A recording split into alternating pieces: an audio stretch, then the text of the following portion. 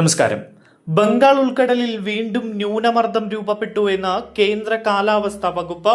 തെക്കുകിഴക്കൻ ബംഗാൾ ഉൾക്കടലിനും ഭൂമധ്യരേഖയ്ക്ക് സമീപത്തുമുള്ള ഇന്ത്യൻ മഹാസമുദ്രത്തിന് മുകളിലായി സ്ഥിതി ചെയ്തിരുന്ന ചക്രവാത ചുഴി ന്യൂനമർദ്ദമായി ശക്തി പ്രാപിച്ചുവെന്നാണ് ഇപ്പോൾ കാലാവസ്ഥാ വകുപ്പ് അറിയിക്കുന്നത്.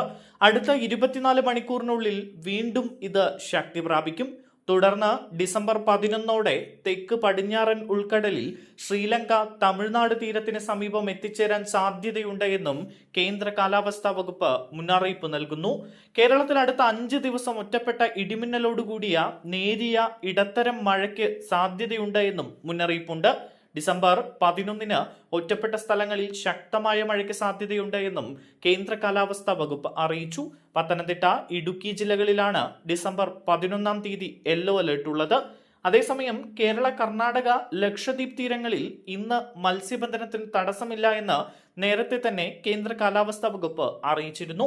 എന്നാൽ തെക്ക് കിഴക്കൻ ബംഗാൾ ഉൾക്കടലിന്റെ തെക്കൻ ഭാഗങ്ങളിൽ മണിക്കൂറിൽ 35 മുതൽ 45 കിലോമീറ്റർ വരെയും ചില അവസരങ്ങളിൽ മണിക്കൂറിൽ 55 കിലോമീറ്റർ വരെയും വേഗതയിൽ ശക്തമായ കാറ്റിനും മോശം കാലാവസ്ഥയ്ക്കും സാധ്യതയുണ്ട്. അതിനാൽ ഈ പ്രദേശങ്ങളിൽ മത്സ്യബന്ധനത്തിന് പോകാൻ പാടില്ല എന്നും കേന്ദ്ര കാലാവസ്ഥാ വകുപ്പ് അറിയിച്ചിരുന്നു. എന്തായാലും ചക്രവാത ചുഴി ശക്തി പ്രാപിക്കുന്നത് കൂടുതൽ ആശങ്ക ഉയർത്തുകയാണ്.